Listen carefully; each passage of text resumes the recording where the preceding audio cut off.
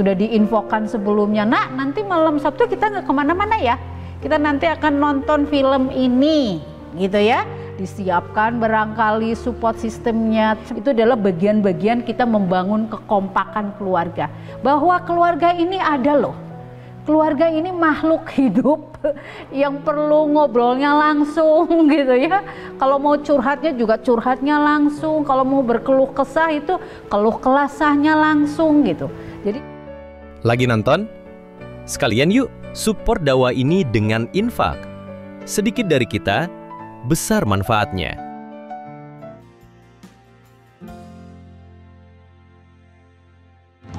Bismillahirrahmanirrahim. Assalamualaikum warahmatullahi wabarakatuh. Subhanallah, subhanallah, alhamdulillah, wala ilaha illallah, Allahu akbar.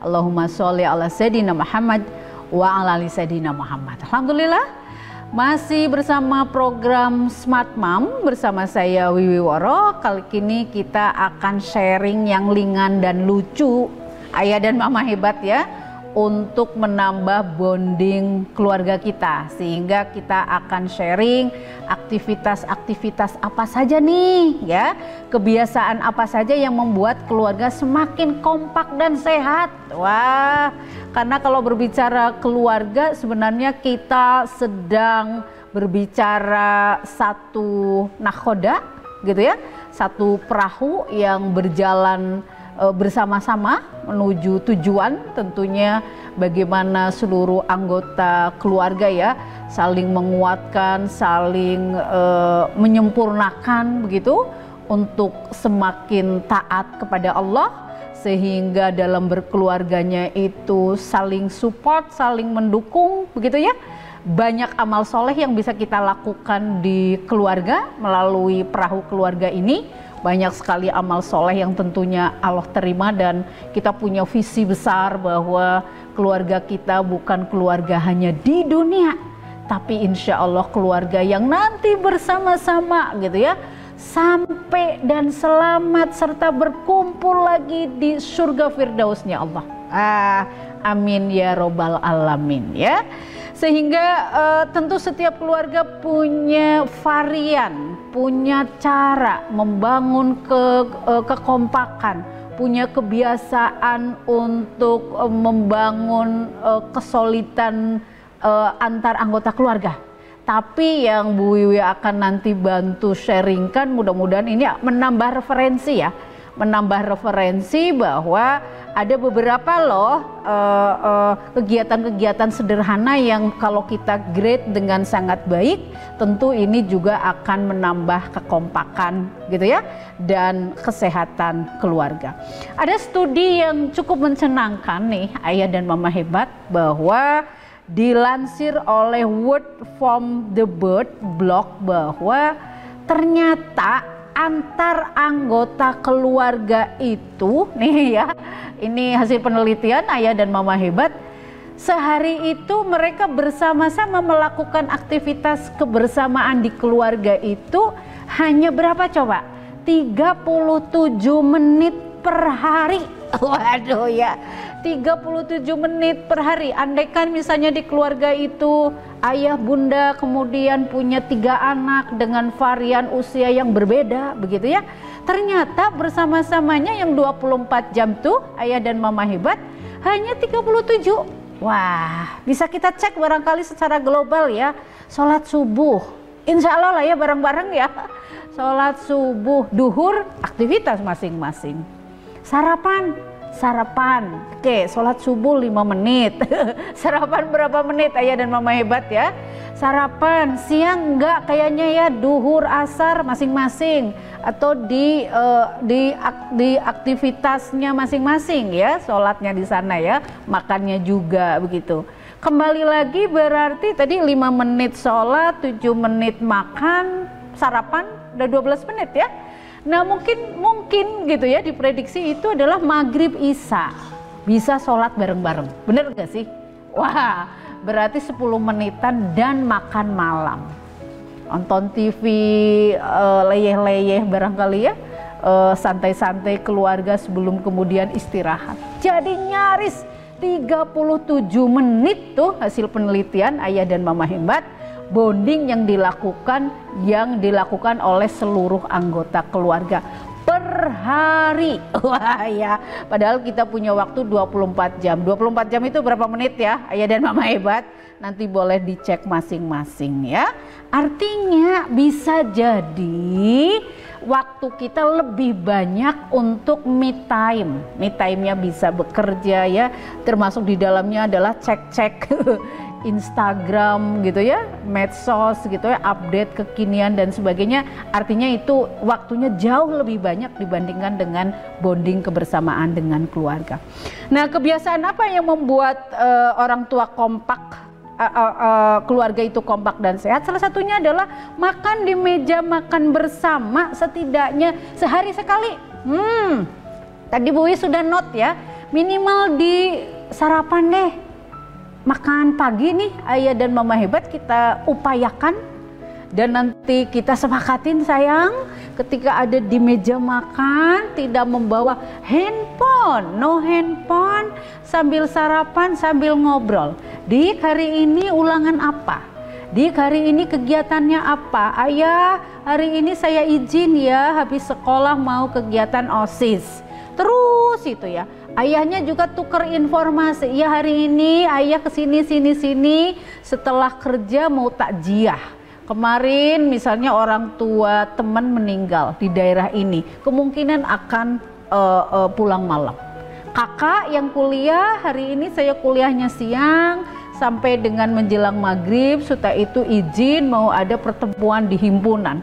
Jadi banyak banget ya, dari aktivitas makan yang mungkin 5-10 menit itu menjadi momentum tukar informasi, saling memahami begitu ya, bisa memberikan support, bisa memberikan apalagi penguatan gitu ya, bisa memberikan solusi begitu.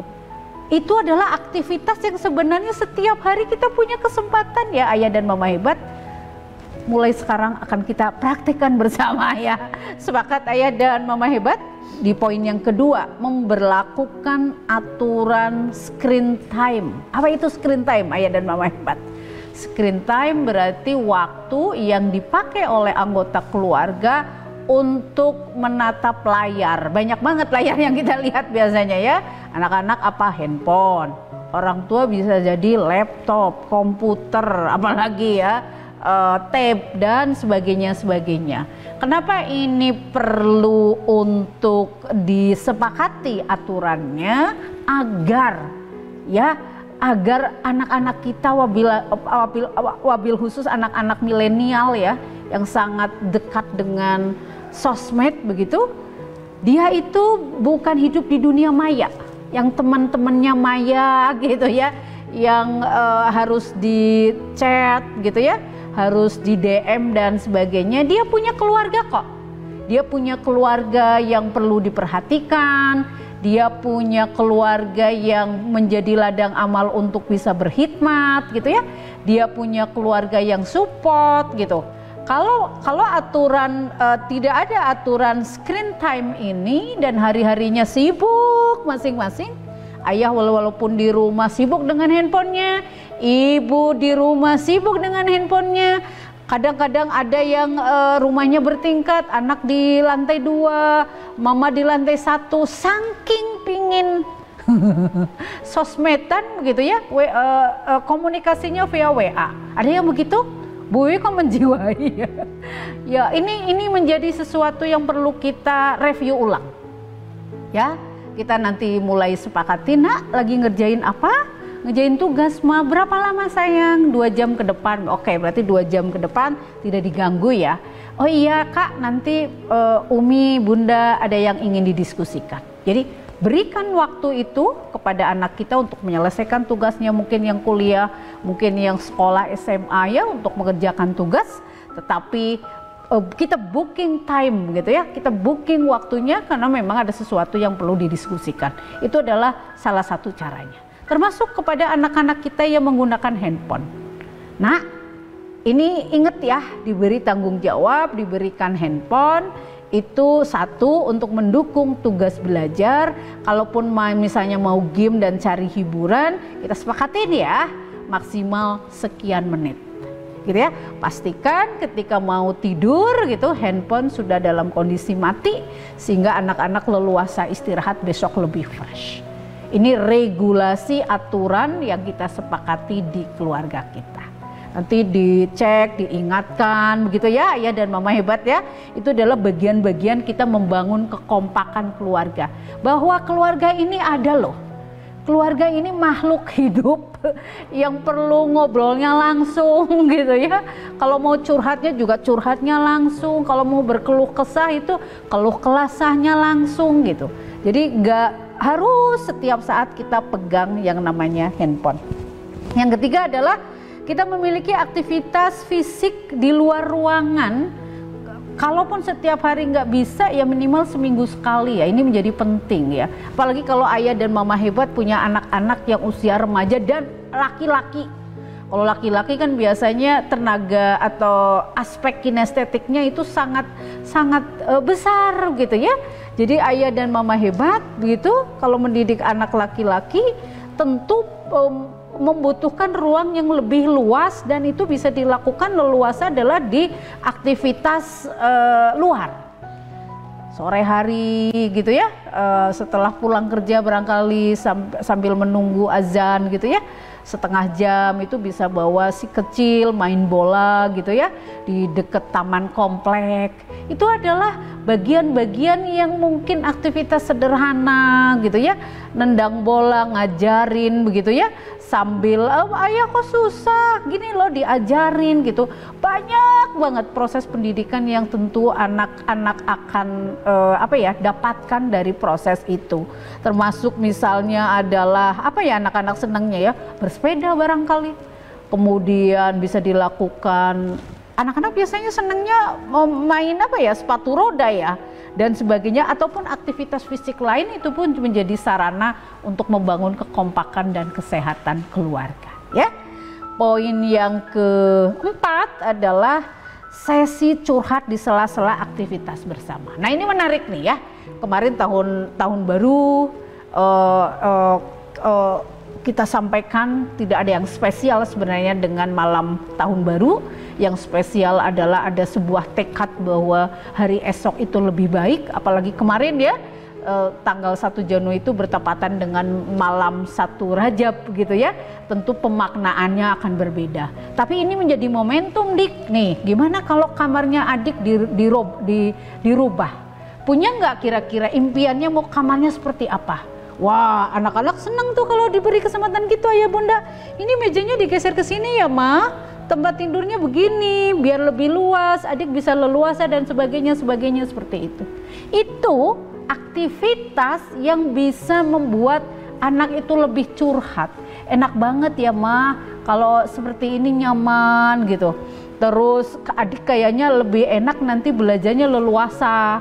Kalau ngerjain tugas, kalau kadang banyak yang harus diamparkan di lantai gitu ya. Jadi lebih leluasa, enak ngeceknya, tidak ada yang terlewat nanti PR-PR dari sekolah ya Maya. Terima kasih ya Ma udah membantu adik berubah misalnya settingan kamar. Itu sesuatu yang sangat sederhana sebenarnya. Tapi kalau kita pinter gitu ya, itu menjadi momentum menanamkan nilai, menjadi sesi curhat, bertukar pikiran. Kita juga jadi tahu anak ternyata punya jiwa visioner juga ya. Dia punya impian dan mampu memvisualkan. Buktinya apa? Tadi perpindahan tempat tidur, perpindahan mejanya, dia bisa visualkan itu. Nah ini hebat ayah dan mama hebat ya. Sehingga tidak akan pernah bosan. Begitu ya, tidak pernah berbicara bosan ketika berbicara tentang keluarga. Poin yang kelima, family weekend movies atau games. Artinya apa? Kadang-kadang kita identik ya, kalau akhir pekan itu harus pergi keluar. Pergi keluar tentu perlu support sumber daya yang banyak. Waktunya dialokasikan, prepare ketika macet gitu ya. Kadang-kadang jadi uring-uringan yang awalnya mau bonding dengan keluarga, tapi karena jalanan macetnya tidak diantisipasi begitu, jadi kurang nyaman begitu. Nah, weekend itu sebenarnya tidak harus keluar gitu kan. Salah satunya ya tadi bagaimana weekend di rumah begitu ya. Sebelumnya kita misalnya sudah searching, nitip kepada anak-anak kita yang sudah gede SMA misalnya ya. Kemudian apalagi kuliah, Dik, ada film bagus nggak yang nilai ada penanaman nilai di sana misalnya ya. Ini mau rilis ya, aduh ini bukan sponsor ya, tetapi nanti akan ada film yang cukup bagus. Wah ya, Air Mata Wanita ya, kita nanti akan kalau dilihat dari trialnya bagus. Tapi kita akan lihat nanti bersama-sama ya nilai-nilai apa yang kita bangun dari situ. Nah itu bisa ya, misalnya tentang Sirah Nabawiyah, tentang siapa gitu, sahabat Rasulullah misalnya ya, Umar bin Khattab misalnya, bagaimana beliau menjadi khalifah yang Masya Allah gitu ya, sangat takwa dan sangat ditolong Allah gitu ya, dan sangat hikmat, sangat bertanggung jawab terhadap amanahnya. Ini kan nilai-nilai yang bisa kita tonton bareng gitu ya, menjadi sesuatu yang menyenangkan gitu ya. Sudah diinfokan sebelumnya, nah nanti malam Sabtu kita nggak kemana-mana ya, kita nanti akan nonton film ini gitu ya. Disiapkan barangkali support sistemnya, cemilannya kalau memang mau cemal-cemil begitu ya, atau bahkan diawali itu dengan menjadi momentum misalnya makan malam bersama durasi 90 menit misalnya seperti itu. Pasca kegiatan kita bisa review bareng. Kakak dapat insight apa dari film itu? Adik, apa yang dilihat, Dik? Apa yang terpikir, Dik, dari film itu? Wah, menjadi kaya ya. Waktunya nggak terasa, bonding keluarganya dapat, murah, ayah dan mama hebat ya, karena nggak harus keluar rumah, nggak harus terjebak oleh macet, nggak harus terganggu dengan sesuatu yang tidak bisa kita intervensi, begitu. Dan itu menjadi salah satu alternatif kegiatan gitu ya, yang bisa kita grade untuk membangun kekompakan dan kesehatan lahir batin ya, kesehatan mental dan kesehatan fisik. Atau bahkan games, biasanya bapak-bapak ya yang resep pisan begitu, balapan lomba main game sama anak-anaknya, itu juga bagian-bagian dari atau alternatif yang bisa menjadi solusi. Yang keenam, menerapkan jadwal, prioritas, batasan, dan konsekuensi. Nah ini penting ayah dan mama hebat, karena rumah tadi adalah punya visi yang besar gitu ya, bahwa seluruh anggota keluarga itu ketika bermasyarakat terkecil yaitu rumah, aturannya harus tahu. Nah gitu ya, pastikan kalau rumah itu dalam kondisi misalnya selalu rapi nih ya Dek ya. Nah itu regulasi ya, rapi. Kita akan memilah sampah sayang, memilah sampah. Ini sampah organik yang nanti akan jadi kompos tuh, disetor ke tempat pembuangan sampah komplek. Ini nanti kita pilah yang plastik begitu ya, ini yang kardus begitu ya. Termasuk kita ajarin nih nak, bagaimana cara membersihkan sampah plastik, kan kadang-kadang bekas apa, jijik mencuci. Ini latihan karakter saya ya, jadi menjijikan itu hanya perasaan saja, harus dilawan. Seperti itu. Jadi memilah sampah itu sebenarnya adalah proses pendidikan karakter. Seperti itu. Kita tidak ingin mengotori bumi, kita ingin menjadi solusi, diawali dari rumah. Sehingga kita semuanya bertanggung jawab, seluruh anggota keluarga terhadap sampah di rumah. Jadi pastikan clean gitu ya. Disapu tiap hari, dipelnya 2 hari sekali, itu adalah regulasi-regulasi yang bisa kita sepakati, batasan-batasannya begitu ya.